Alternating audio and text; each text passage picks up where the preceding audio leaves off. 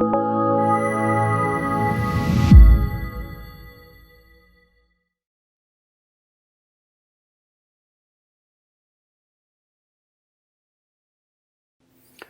I'm Jacob Hornberger, president of the Future of Freedom Foundation, and this is this week's issue of the Libertarian Angle, the show that brings you the libertarian perspective on what's going on in the world.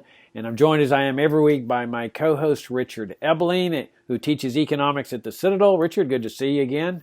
Good to see you and to be back again with our viewers and listeners. Yeah, thank you all for tuning in. If you're new to the Future of Freedom Foundation, you can come and visit us at fff.org, where we have 30 years worth of principled arguments in favor of the free society.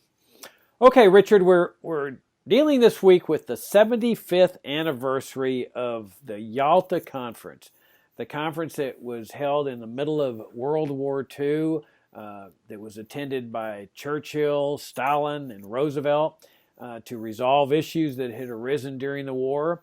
You've written many pieces over the years on this issue, so I thought this would be a nice time for you to kind of explain to us what the Yalta Conference was all about. I mean, I'll just frame the issue by saying that, President Roosevelt was dead set to get the United States involved in World War II.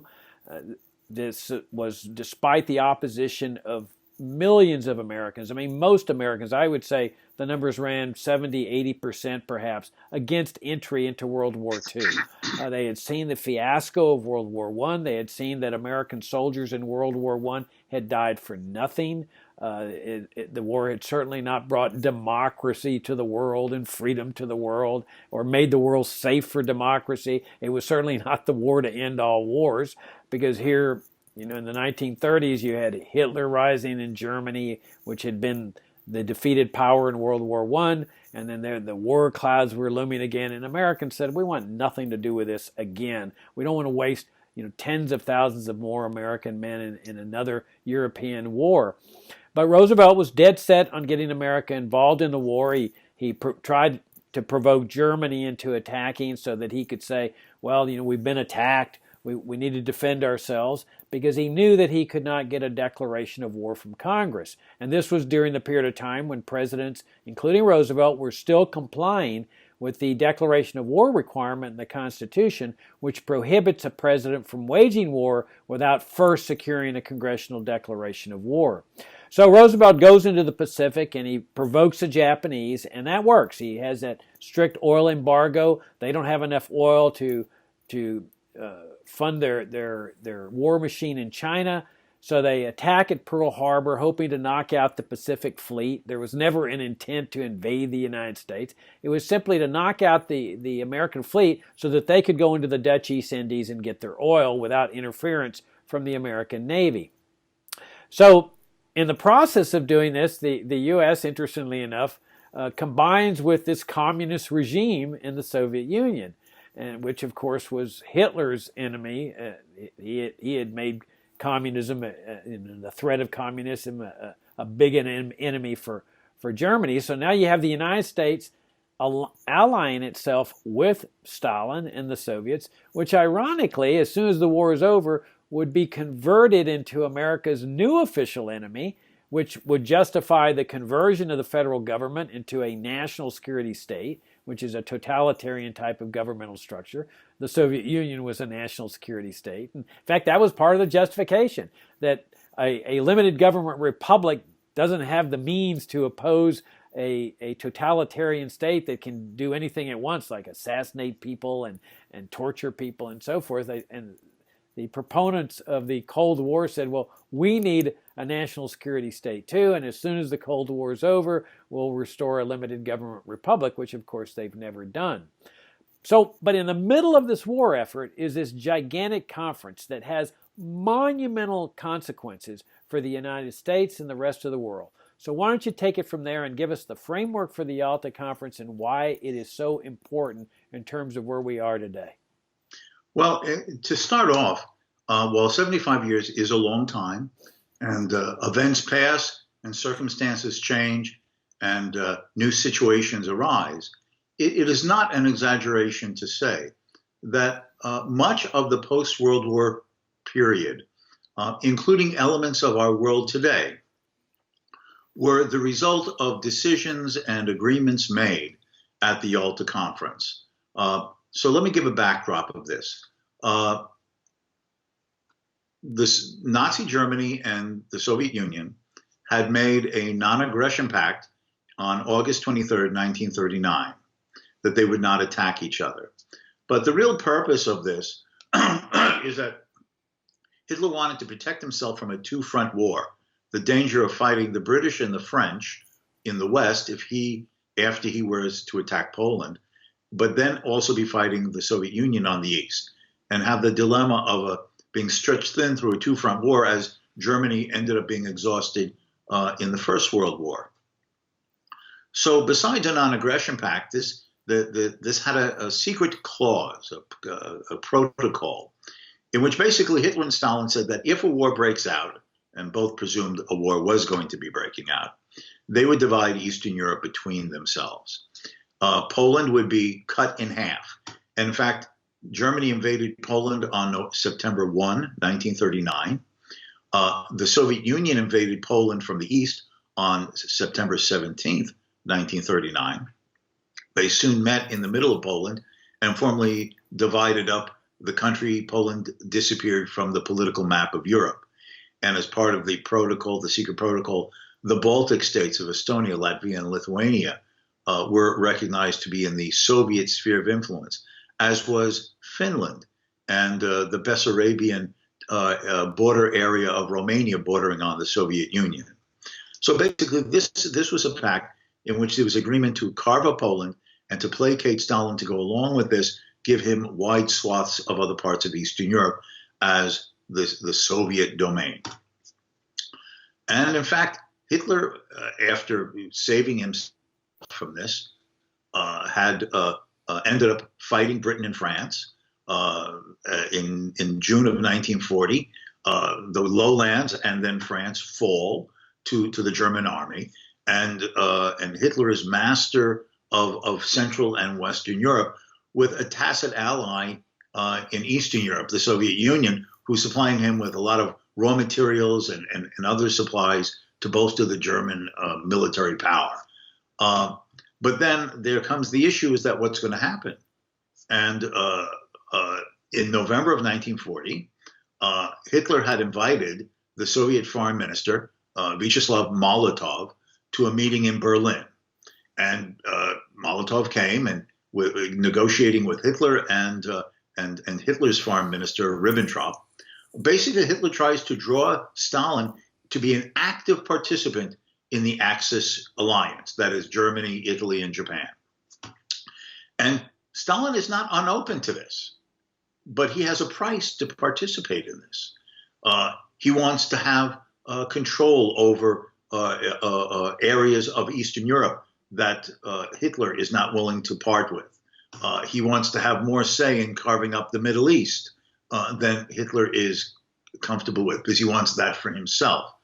So the meeting ends with frustrated non-agreement.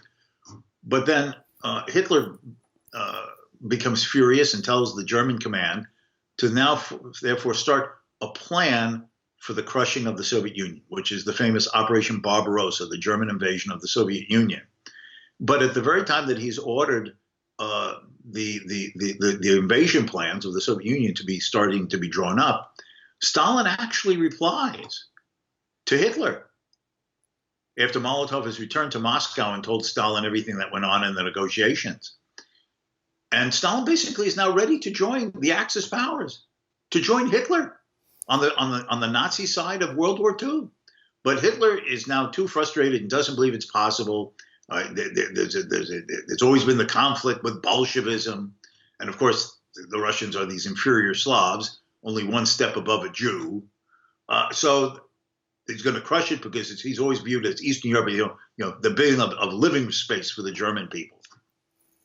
So in June 1941, Hitler's invasion of the Soviet Union begins. And now the Soviet Union becomes the ally of isolated Britain, who had been standing alone in Western Europe against Hitler. But the United States is neutral. And as you were suggesting, Roosevelt's sympathies were all with the British, obviously. and he was extremely antagonistic to the Japanese Japanese foreign policy in Asia. Now, as you correctly pointed out, from all that I've read, all the historians point out, well, up until actually the attack on Pearl Harbor in December 1941, all the public opinion polls, the Gallup polls, so on, all showed that at least 80% or more of the American population did not want American entry into the Second World War. Public opinion polls did not show that Americans were sympathetic to the Nazis or the Japanese. Quite the contrary. They felt an empathy for the British. The British were a free people. America was an outgrowth of the British Empire with a shared sense of civil liberties, constitution, rule of law, the speaking of the same language. So all the sympathies are with the British people. But there was, this is not our war. We got bit and dragged into an unjustifiable war last time in World War I. We're not interested in this. And the sympathies were more with the Chinese. The Japanese are the aggressors. They're running over large parts of China. They commit atrocities, such as when they occupied the then Chinese capital of Nanking and massacred over 200,000 people, men, women, and children. All the sympathies were with the Chinese. And they were volunteer, aid packages. But the idea was, this is not our war. America should pursue its own interest of remaining at peace and preserving our institutions of a free society. But behind the scenes, Roosevelt has decided that America's entry into the war is, quote, inevitable. And the good guys are the British, and indirectly in Asia, the Chinese. So he now proceeds to do things that are violations of the neutrality acts that Congress passed and he signed in the 1930s. Among them, he started sending convoys across the Atlantic to help guard British merchant ships bringing American-bought goods back to Great Britain to bolster the British war effort. And in fact, the convoys ended up going halfway across the Atlantic and coming into conflicts, mostly non-combative, but conflicts of chasing, reporting to the British American sightings of German warships, particularly the U-boats, the submarines. And there's the famous instance where the USS Greer, a destroyer, was tracking a German U-boat, informing the British where the U-boat was, so the British could send planes to attack it. And finally, since the Greer would not get off the tail of the U-boat, the U-boat commander turned around and fired a torpedo at the Greer, which missed. But Roosevelt used this as you see, they fired on us. Well, the U.S. Greer was not acting as a neutral ship. It was a way to try to prod them. The same way as shortly before the attack on Pearl Harbor, a member of Roosevelt's cabinet said the trick is to maneuver the Japanese into firing the first shot in the Pacific. We can't seem like the aggressor. And as you were saying, what did Roosevelt do? He ended up embargoing oil shipments to Japan from the U.S. suppliers. He froze Japanese assets, financial assets in the United States. And to my knowledge, all of this was done through executive order. This wasn't through acts of Congress. He then prodded the Dutch, who were then the colonial authority in what today we call Indonesia, the Dutch East Indies, not to be selling oil to the Japanese. All of which was sort of cornering this animal who's now going to feel life threatened by cutting off their supplies of oil as a way to prod them to withdraw from China. And the Japanese wouldn't do it. So as a consequence, we all know it's too long of a story. It's not the theme we're supposed to be talking about. The Japanese decide that it's either to surrender to all American demands and to give up their imperialist ambitions. And I'm not defending Japanese imperialist ambitions. They were warmongers. They were brutal. But the United States is now putting themselves into the affairs of Japanese-Chinese relationships. And the Japanese say we either give in to American demands to withdraw from our ambitions in China, or we have to do something to prevent this. So Yamamoto, the Japanese admiral, plans the attack on Pearl Harbor, where he hopes to devastate America's military power in the Pacific, not to invade the United States, as you were saying, but to so weaken the military position of the U.S. for an indefinite period in the Pacific that the U.S. would have to suit to a more compromised arrangement in which Japanese ambitions and activities on the Asian continent would be more passively accepted by the United States. Of course, that backfires, right? After Pearl Harbor, everybody in the United States becomes indignant. Roosevelt successfully in saying, a date that will live in infamy. We're peacefully chatting with the Japanese in Washington over peace terms, and this dastardly act is done. So now we're in the war as well. So this also means that we are now aligned not only with the British, but with the Soviet Union. Because as the old adage says, the enemy of my enemy is my friend. So Churchill certainly was not pro-Bolshevik. He made that clear since the Russian Revolution. Roosevelt was different. If I can just mention, you and I co-edited a book, The Failure of America's Foreign Wars. Now itself, 25 years old, a quarter of a century ago. Could you talk a little louder, Sonny? So, I have a lengthy contribution to this called Covering the Map of the World. And it's about 60 pages long. I would like to think that it's both factual and detailed in the proper sense, of explaining the Yalta Conference and the events leading up to it and the consequences. But as a consequence, we now find ourselves in this joint conflict. And Roosevelt's sympathies had always been very open to the socialist idea. Not that he was a socialist, but he told a confidant early in the 1930s, after becoming president, you know, I kind of admire those Russians. They just want to do good for everyone, compared to Americans who are just selfishly concerned with their own self-interest. So he likes the idea of doing, socialist good for all as opposed to selfish capitalists. And this is the mindset in which he then starts arranging military aid to the Soviet Union, even before Pearl Harbor, after the German attack on the Soviet Union. And the bottom line was, so now we're in this joint war, the war is being fought, and so then it's decided there needs to be two meetings between the big three, Churchill, Roosevelt, and Stalin. The first one was in 1943 in the Iranian capital of Tehran, which was then under Soviet occupation. The Soviets had invaded Iran and occupied most of Iran for, quote, security purposes. And they started talking about both joint war plans and a post-war peace. The most notorious instance of their negotiations there in this earlier Tehran conference was a tete-a-tete that Roosevelt and Stalin had without Churchill present, in which Stalin says that he after the war, he wants all the territories that he got from his deal with Hitler, that non-aggression pact and secret protocol. And Roosevelt says, it's all in the State Department transcripts that were publicly released after the war. Roosevelt says, well, it would be nice if there were elections in the Baltic republics, Estonia, Latvia, and Lithuania. But I know that if an election was held, the people would want to be part of the Soviet Union. So you don't really need to hold an election. And then Roosevelt says to Stalin, but let's not make that public, because I need the Polish and Lithuanian vote in Chicago, and I'm running for my fourth term next year in 1944. Okay, I leave that to the listener to see what type of little mental machinations Roosevelt is playing there. Fast forward now. The war, it's 1945, late 1944, early 1945.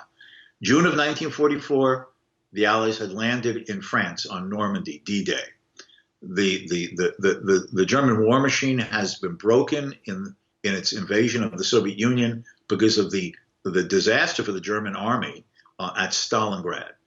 The Soviets are marching back west, reclaiming a lot of their territory. They have now entered the parts of Poland that they had annexed in 1939. They're close to Warsaw. The Allies have liberated Paris. They're at the Rhine.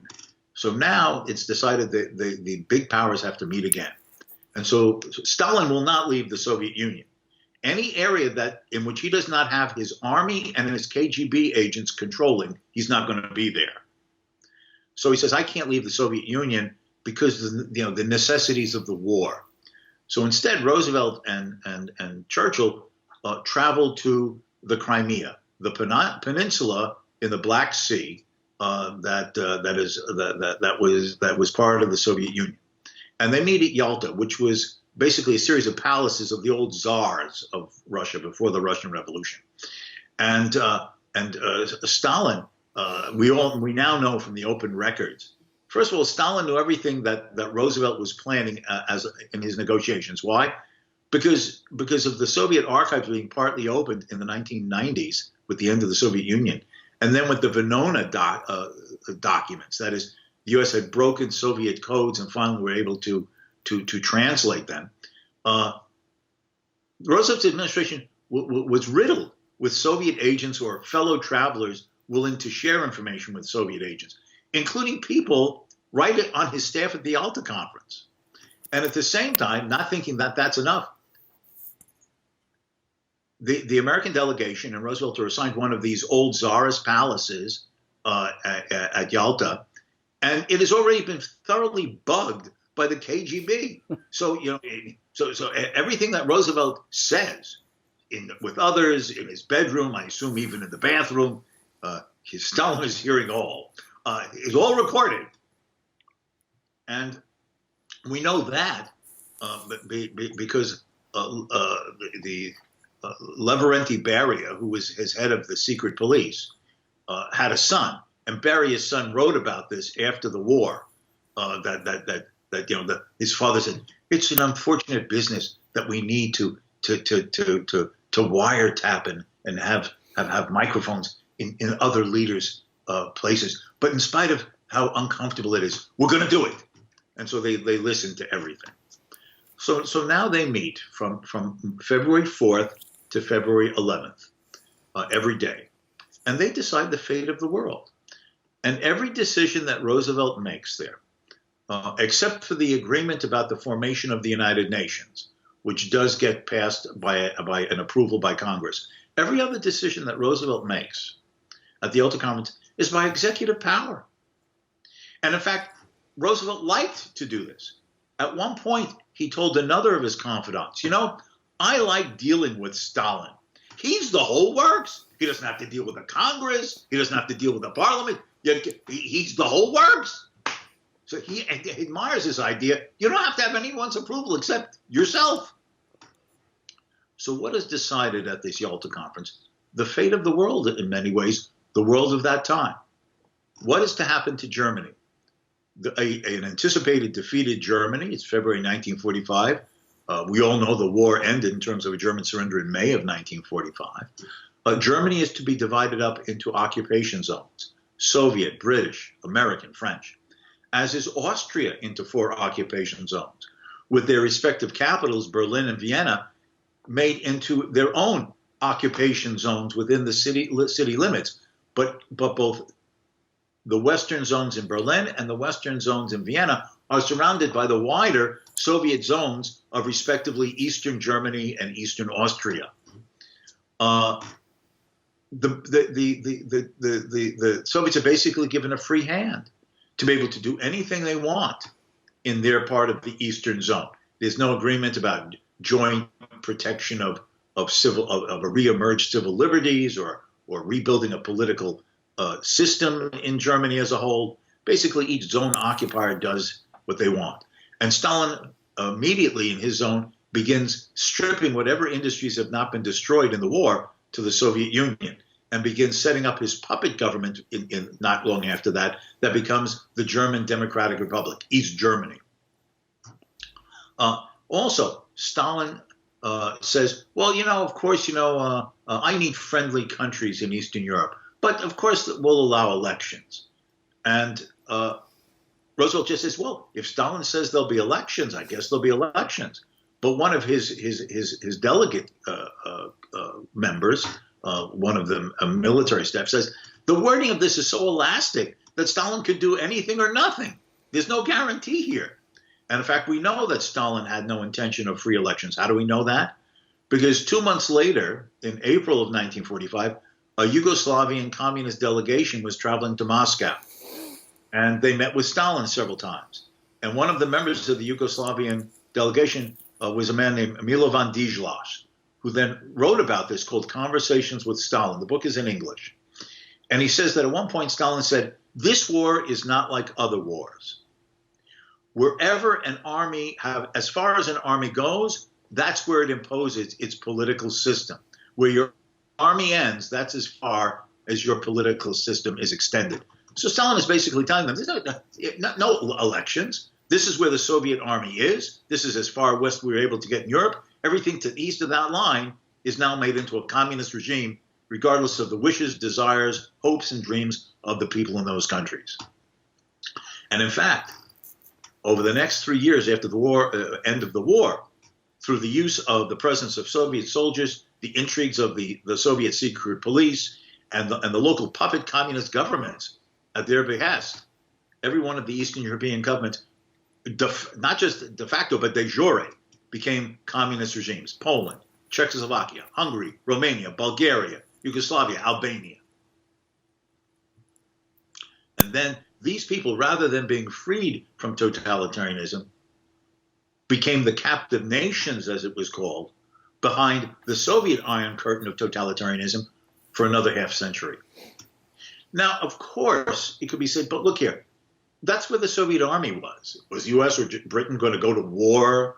I mean, some American military leaders wanted to do that. General Patton wanted to just, have the authority to go push the Russians, kick the Russian butt back to the Soviet Union. Of course, the United States wasn't going to go to war. You say, well, it was de facto. What could the U.S. do?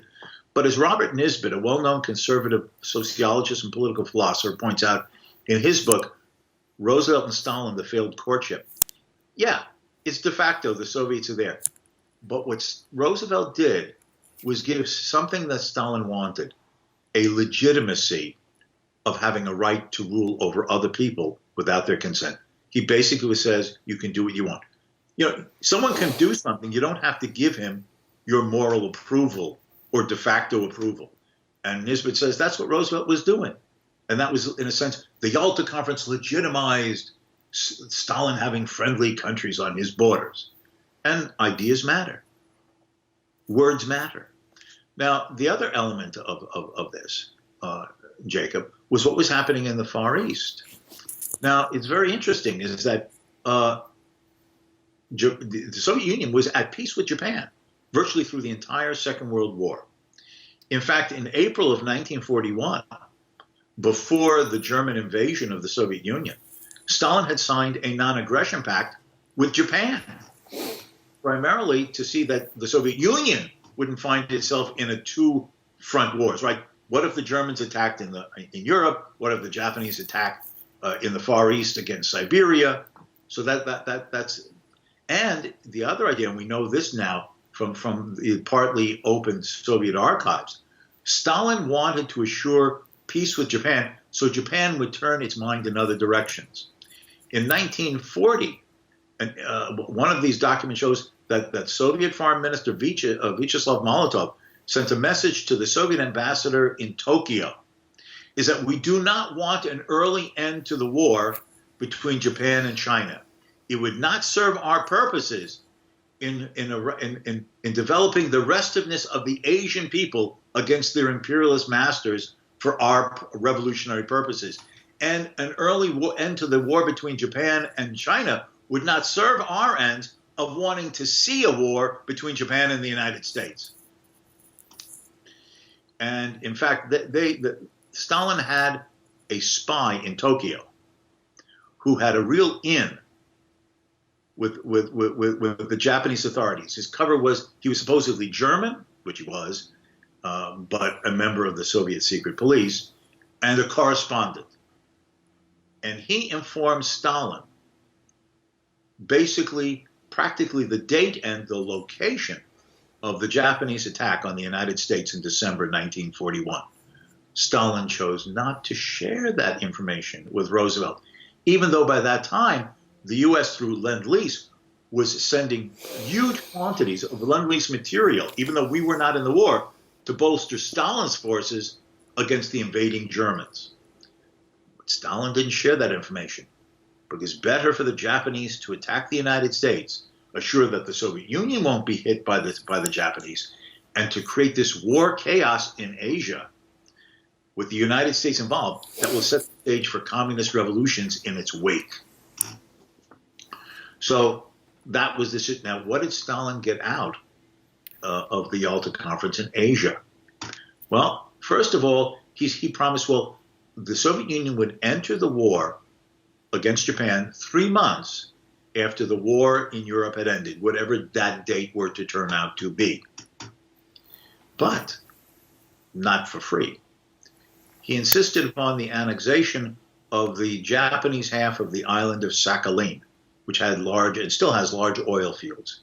The Soviet annexation of the Kuril Islands, a strip of islands north of the main islands of Japan, which the Soviets still have as their territory. The division of Korea. Korea was part of the Japanese Empire and had been since the beginning of the 20th century. The division of Korea along the 38th parallel, with the northern part a Soviet zone of occupation and the southern part an American zone of occupation. And again, right after the war ended, Stalin immediately started setting up a communist regime there under his Korean puppet, what was it? Kim Il-sung. Kim Il-sung. Kim Il-sung's grandson, Kim Il-un, is still in charge there. You know, the royal Kim family. In addition, he insisted upon that many of the major railways in the southeastern part of China, known as Manchuria, be transferred to Soviet control, and that a major Japanese naval base at the southern tip of Manchuria, known as Port Arthur, it had been an Imperial Russian base, which the Russians lost in their defeat to the Japanese in the Russian-Japanese War of 1905. Stalin wants that back. That's agreed to. And all of these demands against China, ownership of the railroads, this military base transferred to Soviet control, various leases to other mineral sources in Manchuria. Stalin insisted that Roosevelt agreed to this right there at the Yalta Conference without consultation approval of the Chinese government. Now again, what did Stalin do with this? Well, almost immediately after the U.S. dropped the first bomb, a nuclear bomb on the Japanese at Hiroshima, the Soviets invaded Manchuria. Well, the Japanese were weakened. They basically got all of this stuff in China and in Korea and these islands north of the main Japanese islands at virtually no cost in terms of loss of life or anything. And then almost immediately, now Stalin has captured a large Japanese army in Manchuria, huge quantities of Japanese war material. And what does he allow? He allowed Mao Zedong's communist guerrilla armies, who were further south, to come into Manchuria, carte blanche, and be protected behind the Soviet forces, and proceeded to turn over all of these captured Japanese armaments to Mao, which greatly militarily bolstered him for what was now to be a new civil war in China between Mao's communists and Chiang Kai-shek's nationalist or Republican regime. The upshot of that was that at the end of 1949, Mao had conquered the mainland of China, and Chiang's remaining nationalist or Republican or Kuomintang government had retreated to the island of Taiwan. That's why Taiwan, though normally viewed as traditionally a part of China, is not part of China. That was the remnant of Chiang's nationalist government, and it has remained de facto free of China since then. These were the terms of the Yalta Conference. There was this attitude upon Roosevelt that this was all up to him. Let me give a couple of examples. When he came back from Yalta, he did give an address to Congress, a joint session of Congress, and therefore to the American people. And he tells Congress and the American people, I have made this agreement. This is an agreement made between Churchill, Stalin, and me. I didn't always didn't always get as much as I wanted. Sometimes I had to give more than I had desired. But basically, American foreign policy was reduced to the personal pronoun, I and me. Not a Congress, not a treaty, not a law, not public deliberation. I and me have made this deal with Stalin because I'm trying to act like Stalin. I view myself as the works. I don't need to deal with Congress or a parliament. And more perversely, on the personal level, Roosevelt is reporting on the Yalta Conference again to his cabinet, away from the cameras. And what does he tell his cabinet? You know, I like Uncle Joe. That was the nickname that he and Churchill had for Stalin, Uncle Joe, Joseph Stalin. I like Uncle Joe more every time I meet him. Why, I've seen something of the Christian gentleman in him. This is the Christian gentleman who starved and killed 9 to 12 million Russian peasants who were resisting collectivization of the land, who sent millions of others to the Gulag slave labor camps to be worked to death in building the Soviet economy, with no regard for loss of life. Who people would be rounded up in purges in the tens of thousands and be tortured to sign false confessions and then be executed. Yes, this was the Christian gentleman that Roosevelt liked a little bit more each time he met him. Now, why did Roosevelt want all this? Why did Roosevelt want all this? Because he wanted Stalin's agreement to Roosevelt's dream of a post-war better world. And what was that? The United Nations. He wanted Stalin to go along with a new international organization of peace. And what was the vision of this in Roosevelt's mind? That the Soviet Union and the United States, and admittedly a weakened Britain, and we'll also throw in China and France, because they used to be big powers once, but it's really me and Stalin. We and these few other countries will be the policemen of the world. Through military force and economic sanctions, we'll assure the stability and peace and order of the world. It'll be Stalin and me. Those are the legacies. Now, this set the stage, Jacob, for, as you were hinting at, for everything that has happened after the war.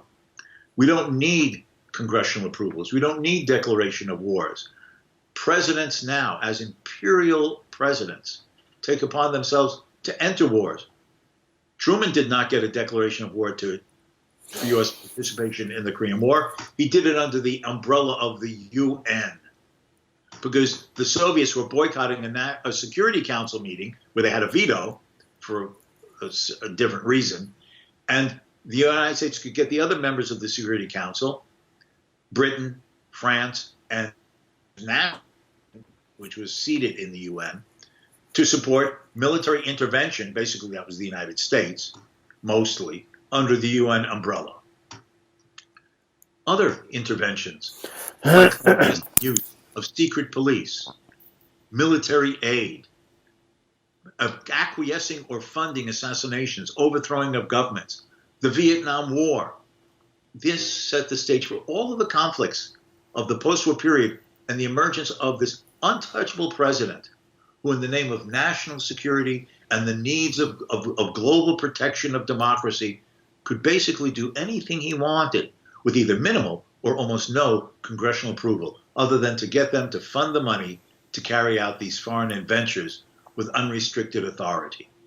Those are among the legacies and consequences, both the actual ones and the residue of the precedents from the Yalta Conference. Its shadow still lingers over America and the world today, 75 years after those big three sat down at that conference table in Yalta. All right, that's an excellent summation, Richard, of the significance of Yalta. Let me just throw, I mean, we've kind of gone over time, but let me throw some highlights of what you're talking about and some of the consequences here. I mean, when you mentioned that both Germany and the Soviet Union attacked Poland, you know, this was kind of interesting and in a sense hypocritical, because the British declare war on Germany, saying that they're committed to freeing the Polish people. Now, it was a ridiculous guarantee that they had issued. They were honoring a guarantee. They knew that militarily they couldn't free the Polish people. But even if they could, or they were trying to make a moral statement here, why not declare war on the Soviet Union too? Because this was a pact in which both of these totalitarian regimes had carved up this country. So if you're gonna declare war on Germany, why not declare war on the Soviet Union too, from a moral perspective of trying to free the Polish people? And then what happens at the end of the war as a result of the Yalta Conference and what Roosevelt had done? The Soviet Union now controls Poland and all of Eastern Europe. Roosevelt had given to them, said, here, take it on a silver platter. So, the U.S. often says, and Americans say, we won World War II. But the critical pronoun here is we. And by we, they're encompassing their partner, the U.S. partner, the Soviet Union, this brutal communist regime. But if you separate it out, it was really the Soviet Union that won World War II, because they ended up getting all of Poland, half of East Germany, Czechoslovakia, the Baltics, everything in there. And so what did the U.S. and Britain get out of this? Well, okay, they won the war against Germany, but they didn't achieve the aim that Britain had in the first place of going in and declaring war on Germany. It turns out the Soviet Union ends up with this. Now, the U.S. calls this, we won, but if you talk to the people of Poland, or did back then, or Czechoslovakia, they certainly didn't feel that they won. I mean, what's the difference between being under the brutal control of a Nazi regime versus the brutal control of a communist regime? And they stayed under that brutal communist regime's control all the way until the end of the Cold War. And here's the other interesting aspect of this, is that the Cold War is justified on the basis that the Soviet Union was, showing its aggressiveness by not withdrawing from East Germany and Eastern Europe. But everybody knew this was a communist regime. Everybody knew that Roosevelt had turned over these countries to this brutal communist regime. They had just been invaded by Germany. What are the chances that they're going to say, oh, yeah, we won the war, but we're going to relinquish all the things that we've acquired here, which is a huge buffer zone that stops Germany or impedes Germany from invading again, as West Germany is getting armed by the United States. There was no chance that this communist regime would ever do such a thing. They wanted that buffer zone to prevent another invasion by Germany. So here you have the U.S. saying, well, now that's the excuse that we're going to use, this aggression, to initiate this whole Cold War against our World War II partner and ally. And that's what converts the U.S. federal government into a national security state as compared to a limited government republic. That brings into existence the CIA, the NSA, the massive military establishment, military bases all over the world, coups, state-sponsored assassinations, regime change operations, alliances with dictatorial regimes, all the dark side type of things that you would ordinarily associate with a communist regime. So it really goes to show you the perversity of what happened in this war, and especially when you combine it with all the other interventions. That this is a dark legacy for America, and it fundamentally changed the nature of our society. One that it's not irrevocable. I mean, I think you can restore a limited government republic. You can reevaluate all this foreign interventionism and move back toward a society that's based on liberty, peace, prosperity, and harmony with the people of the world. And that is the direction we have to move. And I'll just remind our viewers one more time, there is this book from the Future Freedom Foundation, The Failure of America's Foreign Wars. It is still available. Co-edited and partly co-authored by Jacob Hornberger and myself, as well as many other great articles of James Bovard, Robert Higgs. This is a great volume with important essays and insights for everyone who wants to understand the failed policy of American foreign affairs for almost a century. Okay, on that great note, Richard, we'll wrap things up. Greatly enjoyed this particular visit on the Yalta Conference, and I look forward to seeing you next week. And thanks for tuning in again. If you're new to the Future of Freedom Foundation, come and visit us at fff.org. Richard, until next week. Until next time.